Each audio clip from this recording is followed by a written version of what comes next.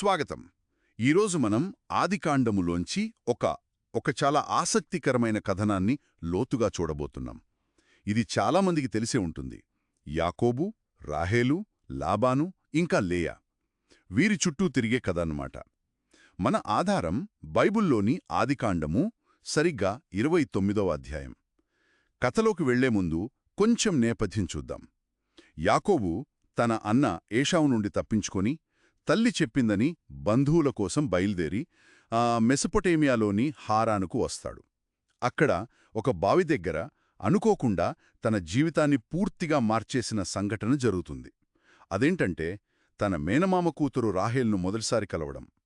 ఈరోజు మనం ఈ కథలోని ముఖ్యమైన విషయాలు అంటే ప్రేమ, ఏళ్ల తరబడి సేవ, ఊహించని మోసం, కుటుంబంలో గొడవలు వీటిని పైపైన కాకుండా కొంచెం లోతుగా విశ్లేషిద్దాం. ఆ వ్యక్తుల మధ్య సంబంధాలు ఎలా ఉండేవి, ఆ కాలపు ఆచారాలేంటి, వాటి ప్రభావమేంటి, వీటిని అర్థం చేసుకోవడానికి ప్రయత్నిద్దాం. సరే, మొదలు పెడదామా?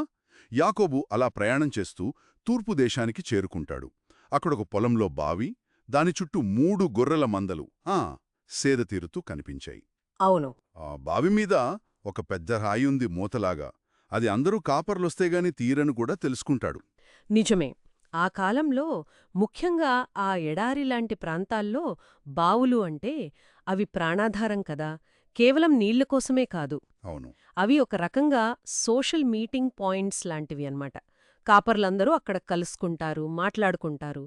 ఆ బావి మీద అంత పెద్ద రాయి ఎందుకు పెట్టారంటే బహుశా నీళ్లు శుభ్రంగా ఉండటానికి, ఇంకా నీటి వాడకాన్ని కొంచెం కంట్రోల్ చేయడానికి ఏమో. అంటే అందరూ కలిసి వాడుకోవాలి కాబట్టి. అవును, అందరూ కలిసి ఆ రాయిని తీయడం అనేది వాళ్ల మధ్య ఉన్న కోఆపరేషన్ని, ఆ వనరు పట్ల ఉన్న బాధ్యతను కూడా చూపిస్తుంది. యాకోబు అక్కడున్న కాపరులను సోదరులారా ఎక్కడివారు అని ఆప్యాయంగా అడుగుతాడు. వాళ్ళు హరాన్ వాళ్లమని చెబుతారు. అప్పుడు యాకోబు అసలు విషయం అడుగుతాడు, నాహోరు కొడుకు లాబాను గురించి. అతను బాగున్నాడా అని. ఇక్కడ యాకోబు చాలా స్ట్రాటజిక్గా అడిగాడు, ఊరికే అడగలేదు.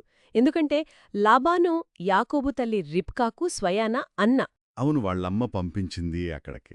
కరెక్ట్. కాబట్టి యాకోబు తన బంధువుల కోసమే వెతుకుతున్నాడనమాట. ఒక సేఫ్ ప్లేస్ కోసం చూస్తున్నాడు. వాళ్ళు లాబాను బాగున్నాడని, ఇదిగో అతని కూతురు రాహేలు గొర్రెలతో వస్తోందని చెబుతారు. అప్పుడు యాకోబు టైం వేస్ట్ చేయకుండా గొర్రెలకు నీళ్లు పెట్టి మేకొచ్చు కదా అని వాళ్లకు సలహా ఇస్తే వాళ్ళు లేదు లేదు, అందరూ వచ్చేదాకా ఆ రాయి తీయం అని వాళ్ల పద్ధతి చెబుతారు. వాళ్ళలా మాట్లాడుకుంటుండగానే రాహేలు వచ్చేసింది. తన తండ్రి గొర్రెలను తోలుకుంటూ వచ్చింది. ఆ గొర్రెలు మేపే పని ఆమెదేనట. అవును. ఇక యాకోబు తన మేనమామ కూతురు రాహేలును, ఆమె గొర్రెలను చూడగానే వెంటనే, అంటే ఇంక ఎవరికోసం ఆగకుండా వెళ్ళి ఆ బావి మీదున్న పెద్ద రాయిని, అందరూ కలిసి తీయాల్సిన రాయిని ఒక్కడే దొర్లించేశాడు. ఆశ్చర్యంగా లాబాను గొర్రెలకు నీళ్లు పెట్టాడు. ఇది నిజంగా చాలా కీలకమైన ఘట్టం. మామూలుగా అంతమంది కలిసి తీసే రాయిని యాకోబొక్కడే తీయడం అతని బలాన్ని చూపిస్తోంది ఖచ్చితంగా. కాని ఇది కేవలం బలప్రదర్శన లేక రాహేలును ఇంప్రెస్ చేయడానికా? అదే. రాహేలును చూడగానే కలిగిన ఆ ఇష్టం, ఆ ఆకర్షణ, ఆమెను ఆకట్టుకోవాలనే కోరికతో చేసిన పనేమో అనిపిస్తోంది. ఆ క్షణంలో అతని ఎమోషన్స్, ఆ తీవ్రత బహుశా ఒక హీరోలా కనిపించాలనుకున్నాడేమో. ఇది లవ్ ఎట్ ఫస్ట్ సైట్ లాంటిదేనేమో. గొర్రెలకు నీళ్లు పెట్టాక యాకోబు రాహేలు దగ్గరకు వెళ్లి ఆమెను ముద్దు పెట్టుకుని వెంటనే గట్టిగా ఏడ్చాట. ఇది కాస్త విచిత్రంగా అనిపిస్తోంది కదా. కాని ఆ తర్వాత చెబుతాడు, నేను మీ నాన్న బంధువుని, రిబ్కా కొడుకుని అని. అది వినగానే రాహేలు వెంటనే ఇంటికి పరిగెత్తి వాళ్ళ నాన్నకు చెప్పింది. యాకోబు రియాక్షన్ అంటే ముద్దు పెట్టుకోవటం, ఏడవడం, దాన్ని ఆనాటి కల్చర్లో చూడాలి. చాలా దూరం ప్రయాణం చేసి ఒంటరిగా బహుశా భయంతో వచ్చి అనుకోకుండా బంధువులను, అది అమ్మ చెప్పిన కుటుంబాన్ని చూడగానే యాకోబులో విపరీతమైన ఎమోషన్స్ కలిగుంటాయి. రిలీఫ్ లాంటిదా? అవును. ఆనందం, రిలీఫ్, ఒక భరోసా అన్నీ కలిపి. ఆ కాలంలో బంధువుల మధ్య ఇలాంటి భావోద్వేగాలను కొంచెం డ్రమాటిక్గా చూపించడం సహజమేనేమో. ఆ ఏడుపు దుఃఖం కాదు, బహుశా భారం దిగిపోయిన భావన, ఒక రకమైన ఆనందం. తన మేనల్లుడు వచ్చాడని వినగానే లాబాను కూడా ఏమాత్రం లేట్ చేయలేదు. పరుగున వచ్చి యాకోబును కౌగలించుకుని ముద్దు పెట్టుకుని ఇంటికి తీసుకెళ్లాడు. అక్కడ యాకోబు అంతా వివరించాడు, ఎందుకొచ్చానో చెప్పాడు. లాబాను చూపించిన ఈ ఆదరణ చూస్తే ఆ కాలంలో అతిథుల్ని బంధువుల్ని ఎంత బాగా చూసుకునేవారో అర్థమవుతుంది. అది వాళ్ళ సంప్రదాయం, ఒక బాధ్యత. లాబాన్ యొక్క ఆతిథ్య స్వభావం ఇక్కడ మనకు కనిపిస్తుంది మొదట్లో. యాకోబు చెప్పిందంతా విన్నాక లాబాను, నిజమే, నువ్వు నా ఎముకయు నా మాంసమునై ఉన్నావు అన్నాడు. ఇది చాలా గట్టి మాట కదా. చాలా గట్టి మాట. ఆ తర్వాత యాకోబు ఒక నెల రోజులు లాబాన్తోనే ఉన్నాడు. అవును. నా ఎముకయో నా మాంసము అంటే కేవలం బ్లడ్ రిలేషన్ అని కాదు. అది ఒక పూర్తి యాక్సెప్టెన్స్ అనమాట. అంటే నువ్వు మా కుటుంబంలో ఒకడివి, నిన్ను మేం పూర్తిగా స్వీకరిస్తున్నాము అని చెప్పడం లాంటిది. ఒక రక్షణ, బాధ్యత తీసుకుంటున్నట్టు. అయితే నెల రోజులు గడిచాక సీన్ మారుతుంది. లాబాను యాకోబు దగ్గరకొచ్చి, బంధువుడివి సరే, అందుకని నా దగ్గర ఊరికే పని చేయడమెందుకు? నీకు జీతమేం కావాలో అడుగు అని అంటాడు. ఇక్కడే కథలో అసలు మలుపు మొదలవుతుంది. లాబానుకు 2 కూతుర్లని మనకు ఇంట్రడ్యూస్ చేస్తారు. పెద్ద కూతురు లేయా, చిన్న కూతురు రాహేలు. ఈ ఇద్దరి గురించి బైబిల్ ఒక చిన్న విషయం చెబుతుంది, కానీ అది చాలా ముఖ్యం. లేయాకు జబ్బు కళ్ళు అట. దాని అర్థం సరిగ్గా తెలీదుగాని బహుశా చూపు తక్కువ, లేక కళ్ళు అంత అందంగా లేవనా? ఎమ్మో, బహుశా అంత ఆకర్షణీయంగా లేవని కావచ్చు, కళ లేకుండా ఉన్నాయని. కాని రాహేల్ గురించి మాత్రం రూపవతియు సుందరియు అని చాలా క్లియర్గా మెచ్చుకుంటూ చెప్పారు. మరి యాకోబు ఎవరిని ఇష్టపడ్డాడో ఈజీగా గెస్ చేయొచ్చు. అతను రాహేలును ప్రేమించాడు. ఆ వర్ణన ముఖ్యంగా లేయా కళ్ళ గురించి చెప్పడం తర్వాత జరగబోయేదానికి చాలా కీలకం. ఆ కాలంలో పెళ్ళిళ్ల విషయంలో నిజానికి ఇప్పటికీ చాలా చోట్ల ఉందిలేండి, అమ్మాయి అందానికి చాలా ప్రాధాన్యత ఇచ్చేవారు. జబ్బు కండ్లు అనే మాట బహుశా లేయా అంత అందంగా లేదని, రాహేలు ముందు తేలిపోయిందని చెప్పడమే కావచ్చు. ఇది యాకోబు ఎంపికను డైరెక్ట్గా ప్రభావితం చేసింది. అవును, లాబాను జీతమడిగినప్పుడు యాకోబు వెంటనే చాలా కాన్ఫిడెంట్గా అడిగాడు, నీ చిన్న కూతురు రాహేలు కోసం నీకు 7 సంవత్సరాలు కొలువు చేస్తాను అని. ఏకంగా 7 ఏళ్లు. 7 ఏళ్లు! దానికి లాబాను కూడా, ఆమెను వేరే ఎవరికో ఇచ్చే బదులు నీకే ఇవ్వడం మంచిది గదా, నా దగ్గరే ఉండు అని ఒప్పుకున్నాడు. పైకి అంత బాగానే అనిపిస్తుంది. ఆ 7 ఏళ్ల సేవ అనేది ఆ కాలంలో వధూమూల్యం లేదా మోహర్ అంటారు కదా, దాన్ని చెల్లించే ఒక పద్ధతి అన్నమాట. యాకోబ్ దగ్గర డబ్బులు ఆస్తులు లేవు కాబట్టి తన కష్టాన్ని సమయాన్ని మూల్యంగా పెట్టాడు. 7 ఏళ్లు అంటే చాలా ఎక్కువ కాలం. నిజమే. ఇది రాహేలు మీద యాకోబుకున్న ప్రేమ ఎంత తీవ్రమైందో, ఆమెను పొందడానికి అతను ఎంత కష్టపడటానికైనా సిద్ధంగా ఉన్నాడో చూపిస్తుంది. ఇక లాబాను ఒప్పుకోవడం వెనుక కేవలం మేనల్లుడి మీద ప్రేమ, లేక యాకోబులాని మంచి పనివాడి సేవ, 7 ఏళ్లు ఫ్రీగా దొరుకుతుందని ఆశ, ఇది కూడా ఆలోచించాలి. కథలో ఏముందంటే, యాకోబు రాహేలును ఎంతగా ప్రేమించాడంటే ఆ 7 ఏళ్ల కష్టం అతనికి కొన్ని రోజుల్లాగే గడిచిపోయిందట. అవును, ప్రేమలో ఉన్నప్పుడు అంతేనేమో. కాని ఇక్కడే అసలు ట్విస్ట్. ఆ 7 ఏళ్ల తర్వాత ఏం జరిగిందంటే, 7 ఏళ్లు పూర్తయ్యాక యాకోబు లాబాను దగ్గరకు వెళ్ళి, నా టైం అయిపోయింది, నేను నా భార్య అంటే రాహేల్ దగ్గరకు వెళ్తాను, ఆమెను నాకివ్వు అనడిగాడు. లాబాను సరేనని ఊళ్ళో వాళ్లందర్నీ పిలిచి పెద్ద విందు చేశాడు. యాకోబు చాలా సంతోషించి ఉంటాడు తన కల నెరవేరుతోందని. కాని అసలు మోసం రాత్రిపూట జరిగింది. విందు తర్వాత పెళ్లికూతురిని పంపే టైంలో లాబాను అందరి కళ్ళుగప్పి రాహేలుకు బదులుగా పెద్ద కూతురు లేయాను యాకోబు దగ్గరకు పంపించేశాడు. అయ్యో! బహుశా అప్పటి పద్ధతి ప్రకారం పెళ్లికూతురు ముసుగులో ఉండటం, చీకటి, విందులో అలసట ఇవన్నీ కలిసి యాకోబు మోసపోవడానికి కారణమయ్యాయేమో. అతను వచ్చింది రాహేలనే అనుకుని ఆమెతో గడిపాడు.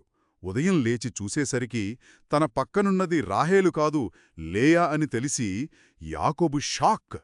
నిలువెల్లా వణికిపోయి ఉంటాడు. కోపంతో, బాధతో లాబాను దగ్గరకు పరిగెత్తి, నాతో ఇలా ఎందుకు చేశావ్? నేను నీ దగ్గర పనిచేసింది రాహేలు కోసం కాదా? నన్ను ఎందుకు మోసం చేశావ్? అని గట్టిగా నిలదీశాడు. ఆ టైంలో అతని గుండె పగిలిపోయి ఉంటుంది. ఇది నిజంగా చాలా ఊహించని బాధాకరమైన సంఘటన. ఆ పెళ్లి పద్ధతులు, చీకటి ఎలా ఉపయోగపడ్డాయో సరే, కాని లాబాను ఉద్దేశమేంటి? కేవలం పెద్ద కూతురికి పెళ్లి చేసేయాలనా? లేయాను ఎలాగైనా వదిలించుకోవాలనా? లేక కష్టపడి పనిచేసే యాకోబు సేవ ఇంకా కావాలనా? అతని జిత్తులమారితనం ఇక్కడ బయటపడింది. మరి యాకోబు ఆవేశానికి లాబాను ఏం సమాధానం చెప్పాడంటే, చాలా సింపుల్గా, పెద్ద కూతురుండగా చిన్నదానికి ముందు పెళ్లి చేయడం మా దేశం మర్యాద కాదు అని చెప్పాడు. ఇదొక మంచి సాకు. నిజంగా అక్కడ అలాంటి ఆచారం ఉందో లేదో తెలీదు. లేక లాబాను తన మోసాన్ని కవర్ చేసుకోడానికి అలా చెప్పాడో. కొందరు దీన్ని కర్మఫలం అంటారు. యాకోబు గతంలో అన్నను మోసం చేశాడు కదా. అవును, తండ్రిని కూడా. అదే, ఆశీర్వాదం కోసం మోసం చేశాడు. ఇప్పుడు తనే మోసపోయాడు.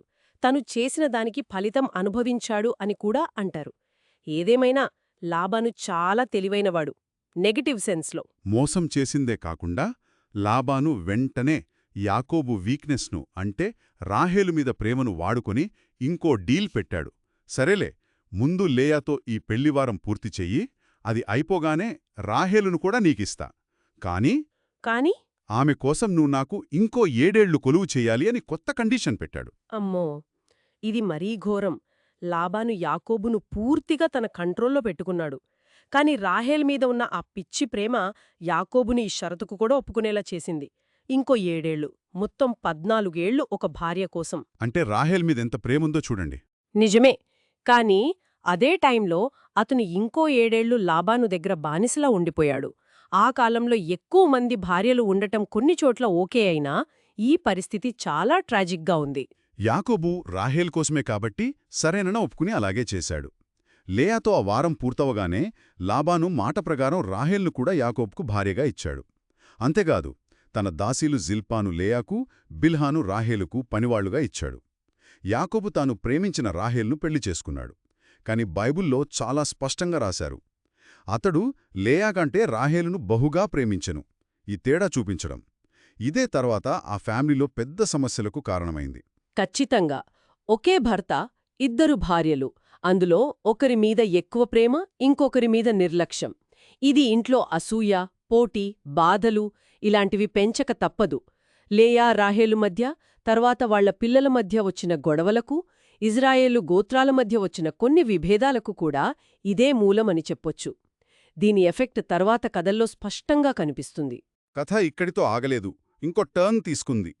లేయాను భర్త తక్కువగా చూస్తున్నాడని, అంటే దాదాపు ద్వేషిస్తున్నాడని, ఆ హీబ్రూ పదం చాలా స్ట్రాంగ్, యెహోవా చూసి ఆమె మీద జాలిపడి ఆమె గర్భం తెరిచాడట.